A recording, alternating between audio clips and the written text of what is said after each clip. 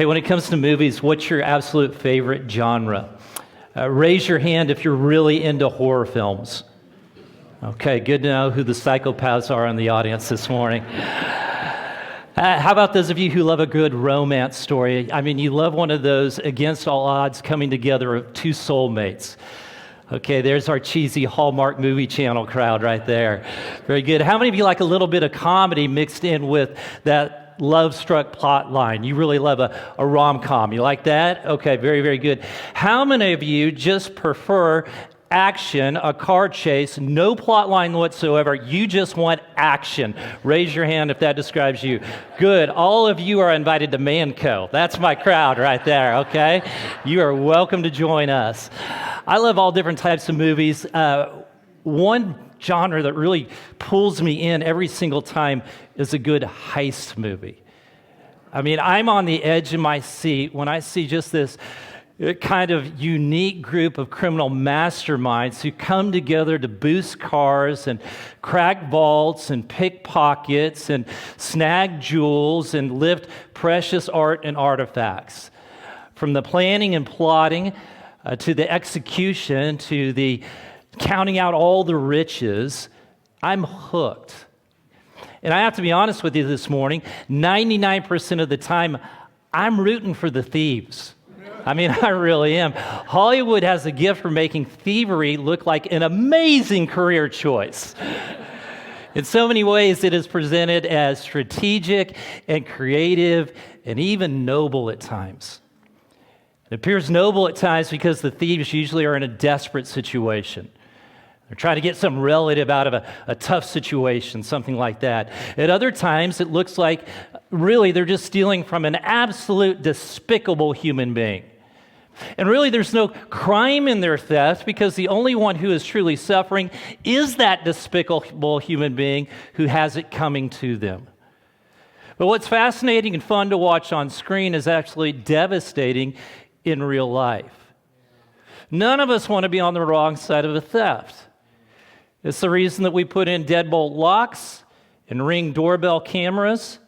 The reason we put in security systems and protective gates and car alarms and two-factor identification.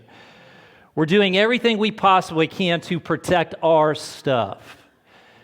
And yet, theft continues to be a major problem in our country. Now, good news this morning is this. In the Bay Area, theft actually went down in 2025.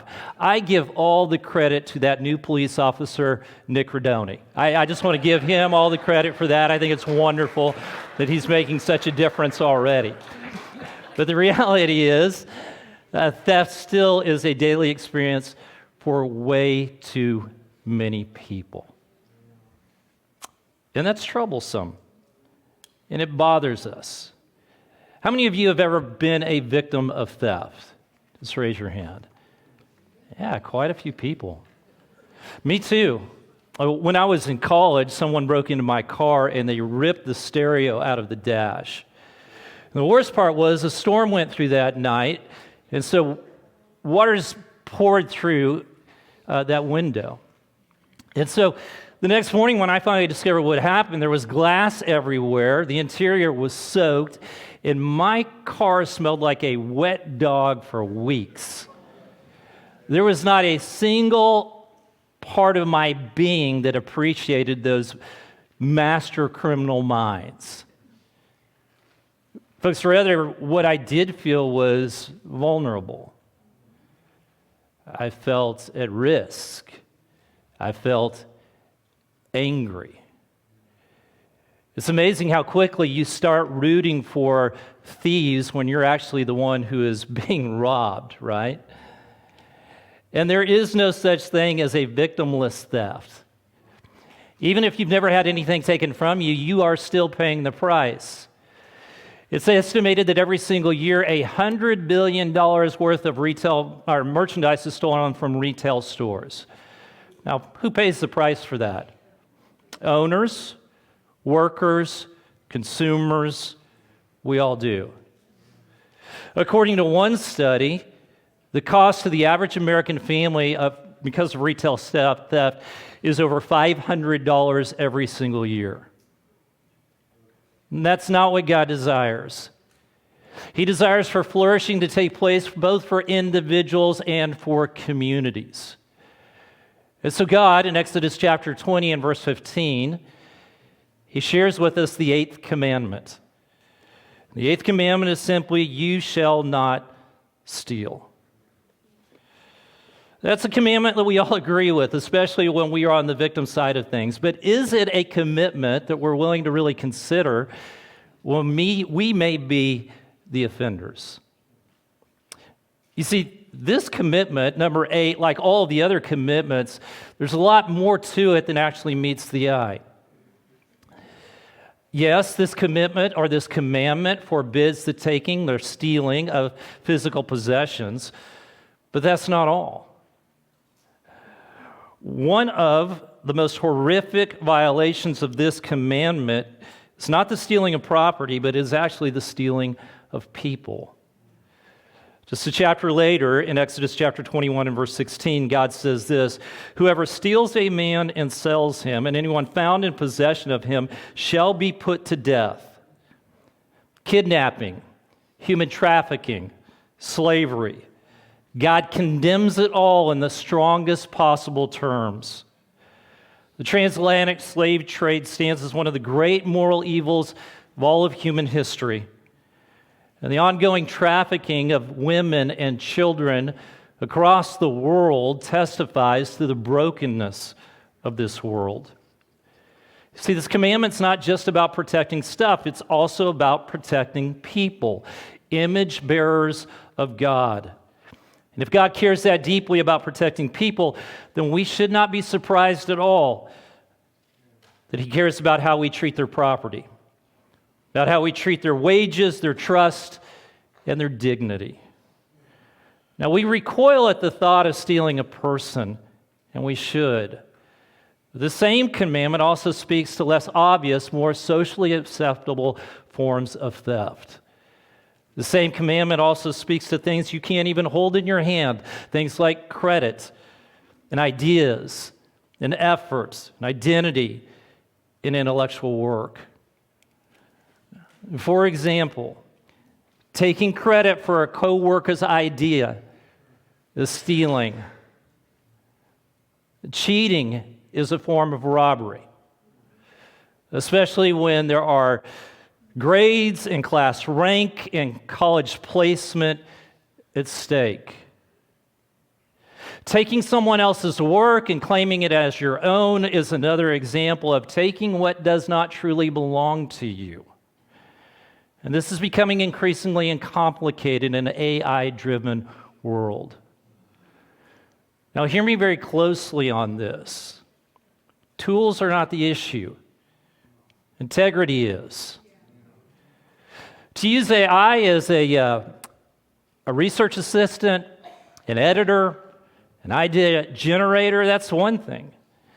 But to use AI from start to finish, well, that kind of crosses the line of integrity and it kind of moves into what the eighth commandment is actually forbidden. We still have a responsibility for honesty and hard work and truthfulness in the things that we do. Now, nobody's going to like this one, okay? Are you ready? Stealing your friend's password to their streaming service when the service does not allow it is also a form of theft. And just because you don't know any better, because you never checked, does not make it all right. And I'm so glad, Holden, you don't do it anymore. That is awesome, buddy. I appreciate that. That is great. And hopefully the rest of us don't do it either. Most of you are still holding a pretty good poker face, but there are a few nervous smiles, right? This eighth commandment also protects against or addresses dishonest business practices. Taking advantage of customers is a form of theft. Amos chapter 8 and verse 5, the prophet really confronts God's people for their exploitation. Listen to the words. You can't wait for the Sabbath day to be over and the religious festivals to end so that you can get back to cheating the helpless. You measure out grain with dishonest measures and cheat the buyer with dishonest scales. God condemns unfair advantage, especially when it's aimed at those who are vulnerable. Now listen, you may never be arrested for pulling one over on a naive customer. A matter of fact is, you'll probably get just the opposite. Good chance you might get a bonus. Good chance you might get a raise. But advancing at the expense of someone else, it's totally out of line with the character of God. It's just not who he is. And as image bearers of God, we must treat those people that we serve with fairness, with honesty, with generosity. This commandment also speaks about the exploitation of employees. Leviticus chapter 19, verse 13, we read these words, "Do not defraud or rob your neighbor. Do not make your hired workers wait until the next day to receive their pay." In other words, pay people what you owe them. Pay them on time. Pay them fairly. Pay them generously. There's also a word to those of us who are employees under this commandment as well. That is, as employees, we must be faithful and we must be honest. If you're paid for 40 hours of work, work 40 hours. If you're assigned certain job assignments, complete those assignments. Don't take things from your company, regardless of how small they might be. Don't take toilet paper from the restroom. Don't take copier paper from the supply room. Don't take your coworker's sandwich out of the break room. Those things don't belong to you. That is another form of theft. Now, this commandment also calls for integrity in all of our financial dealings. Psalm chapter 37, verse 21 says this, "The wicked borrow and do not repay, but the righteous give generously." There are some circumstances in life in which repaying every single dollar might not be possible, but as followers of Jesus, we should make every effort to honor our debts. And we should never take a loan that we have no intention of repaying. It doesn't matter if it's from your family or friends, so it doesn't matter if it's from a bank or a credit card. It's all too often in our culture where this happens. This also includes things that you pledge. If you pledge to make a certain donation to a charity, to a school fundraiser, if you make a building pledge to a church, keep your word. Keep your pledge. I've seen it way too many times. Different places I've been, a capital campaign would take place for a church. People would make great pledges. All of a sudden, a family would move, and they would just decide that's gone now. And that's a form of theft. Now, guess what else this includes? This also includes returning what you borrow. Might be a book, might be a tool, might be an article of clothing. Do not let something temporary all of a sudden become something of permanent ownership. As followers of Jesus, we need to return what we've been given promptly and with gratitude. And so let me say this publicly. Michael Davis, thank you so much for your patience. I kept a golf club of his for 2 years. I got into this sermon and decided it was time to return it on Monday. And so Holden, you and I both, buddy, are hopefully making progress in our lives to be obedient to Jesus. This also includes paying our taxes. When Jesus was asked about taxes, he said, "Give to Caesar what belongs to Caesar." The Apostle Paul echoed the principle, Romans chapter 13 and verse 7, in which he said this, "Give to everyone what you owe them. If you owe taxes, pay taxes. If revenue, then revenue." No skimming, no dishonesty, no cutting of corners. Followers of Jesus handle money differently. We honor our commitments. We return what we borrow. We keep our pledges. We pay our debts. Because in all of it, we are striving to reflect the character of God. And yet, even if we manage all these external details perfectly, our work, our debts, our taxes, the commandment still reaches deeper. Because really, it's not so much a financial problem, it is a heart problem. So let's go back to the place that we've gone so many weeks before. We're going to go back to the very beginning. The very beginning, God creates Adam and Eve, and he places them where? He places them in the Garden of Eden. Everything that they could ever want, everything that they ever need is in that garden. It's designed by a God that they can fully trust. But a question slides in. And the question is simply this: can God truly be trusted as good? Is God holding out on us? Is there a better life available for our taking? And because of that question, all of a sudden they decide we are going to take a piece of fruit from a tree that does not belong to us. It's those questions, it's those doubts, it's those ideas, it's those wrong ways of thinking about God that move from internal to external actions that we thought we'd never be involved in.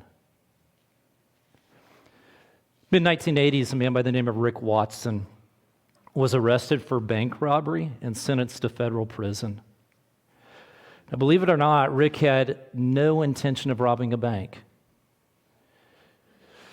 The story goes like this. Rick was on his way out of town just to do a day of hunting. And he decided at the last minute to stop by a bank in Boswell, Oklahoma. And for whatever reason, and I know this doesn't make any sense, but for whatever reason, he decided to carry his shotgun in with him instead of leave it in the car. Now, as you might imagine, when those who were working the bank saw Rick walk in with his shotgun thrown over his shoulder, they immediately assumed the worst. And so they just began emptying their drawers. And in that unexpected moment, Rick made an unexpected decision. He pulled the shotgun across and decided to rob the bank. Now, here's the thing. That decision wasn't made just in that moment. That decision started years earlier, not specifically to rob a bank, but it started with this idea that life has not been fair to me, that the system has failed me. And so when that opportunity became available, all of a sudden Rick decided, I'm finally getting what I deserve. I'm finally receiving what I'm owed. And that led to that decision. I know Rick's story because I know Rick. No, we did not serve time together. Okay, let's just get that out of the way. But we did do ministry together years ago. How did that come about? Well, in federal prison, Rick learned about the one who hung between two thieves. The one who took the place of sinners so that sinners and thieves could be forgiven. He met Jesus. And when he met Jesus, it changed his entire life. He came to the decision that if I have Jesus, I have everything that I need.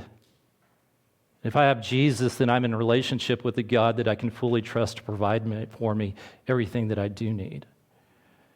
And it began to reshape his heart from this hard heart in which he felt like he had been messed over to a heart full of joy and generosity. And when he left prison, he made the decision that I'm going to spend the rest of my life sharing generously with my life and the gospel with all those who are incarcerated. And so that's what he did. Rick has passed. He passed a few years ago. But I was constantly amazed at his dedication just to go into prisons and share the good news of Jesus with men and who needed to hear it. And just give so much of his life, changed his legacy, brought so many people to the Lord. And that's what God does. God reshapes our hearts.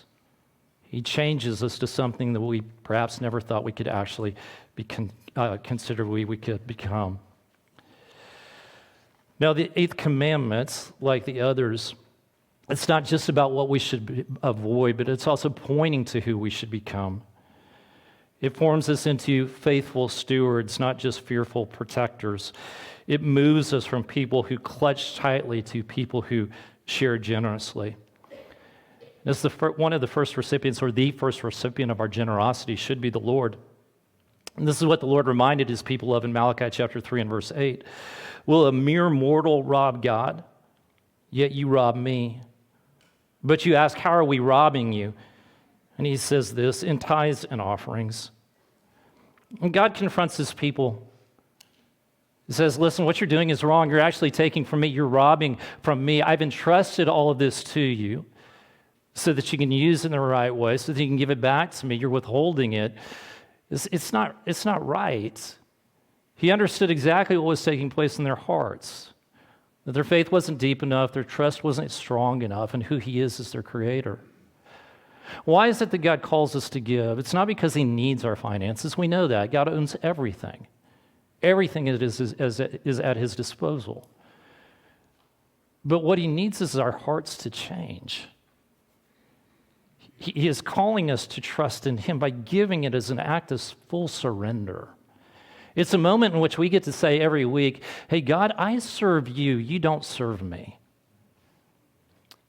And the more that we trust in him, the more we surrender to him, the more likely we will be faithful to surrender to all the rest of the commandments and live those out faithfully. And so this morning, I really want to encourage you, if you're not in the practice of giving, begin. Just start where you can. And as you give, allow that generosity to grow as your trust in God deepens. And your trust in God deepens as you come to understand his character and his nature and his faithfulness and his goodness. So start where you can. Of course, those in need should also be recipients of our generosity. We see this principle clearly in Leviticus chapter 19, verse 9 and 10, where God instructs the Israelites, hey, don't harvest all the way to the ends of your fields. He says this, when you reap the harvest of your land, do not reap to the very edges of your field or gather the gleanings of your harvest. Do not go over your vineyard a second time or pick up the grapes that have fallen. Leave them for the poor and the foreigner. I am the Lord your God. God built generosity into the economic life of his people. The poor were given the dignity of work, gleaning what remained rather than being given a handout. Work was honored. Need was addressed. Dignity was preserved. As one author observes, this practice allowed the poor to provide for themselves while avoiding dependency. It fed the hungry while affirming that those made in the image of a creative God, are designed to create and produce. Biblical generosity holds compassion and dignity together. Now, one of the ways that I'm trying to live this out looks like this. There is an avocado tree that sits between my house and my neighbor's house. And at first glance, it appears to be on their side, their property. It's actually on mine. I know this because I checked with those who know the property lines. But my neighbor is raising a family of 4. And so I have given my neighbor permission to pick up avocados whenever they fall to the ground. That's pretty sweet of me, right? I think so. But every time I mention my avocado tree, my neighbor, Brian Schrader, Mr. Cool, Calm, and Collected, gets a little red in the face. You can kind of see it right now. And it brings a little bit of joy to my heart. I mean, in a good, loving way. All seriousness, the Schraders share with me far more than I ever share with them. Their generosity leads to community. It reflects the heart of God. And when that happens, property, it really moves into blessing. It's not about ownership. It's about sharing. It's about doing life together. And this is what it should look like for followers of Jesus. So as we wrap this up, 3 quick potential takeaways. Number 1 is this: if this applies to you, stop taking, start working so that you can live generously. Ephesians chapter 4 and verse 28 says this: anyone who has been stealing must steal no longer, but must work, doing something useful with their own hands that they may have something to share with those in need. When we work, when we study, when we pay our taxes, when we give generously, our lives, our community, our churches are strengthened. And more importantly, we reflect the character of God. Second, make things right. In Luke chapter 19, we meet a crooked tax collector by the name of Zacchaeus. Like Rick Watson, Zacchaeus meets Jesus. And when he meets Jesus, it changes his heart. It changes his external actions. He doesn't just simply say, hey, my bad, I promise to do better. Instead, he seeks restitution. He says, I'll pay back 4 times anything that I've taken from anybody. What would it look like for you to make things right with those you can?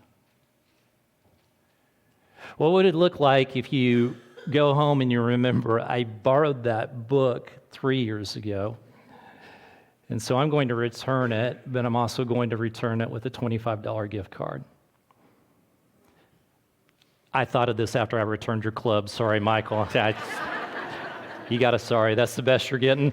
But what would it look like? What if you took back that article of clothing and you said, man, I'm really sorry I hung onto that for so long. But first you took it to the dry cleaners. You got it just right. You took it back and it was ready to go. What would it look like if you repaid your family the money that you borrowed so many years ago, but you didn't just repay it, you also repaid the interest as well?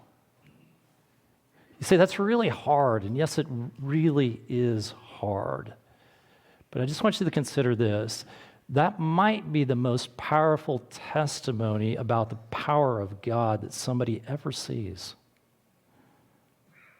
How do you think that might strike a person that doesn't know Jesus if they saw you behave that way and they ask, why are you doing this? And you say, because this is what Jesus has done for me.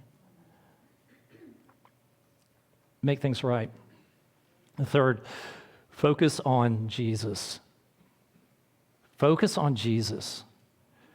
When our focus is on success, when our focus is on security, when our focus is on possessions, it's much more likely that we're going to take what does not belong to us, that we're going to steal ideas to get ahead, that we're going to clutch what we have in our possession. But when we focus on Jesus, we see the one who hung on a cross. We see the one who gave up his life. We see the one who did not cling, but actually gave everything that he had. And that changes our lives. That gives us the opportunity to be generous. That gives us the opportunity to live differently. That gives us and produces in us a desire to live wholeheartedly. And that's what the commandment's really all about.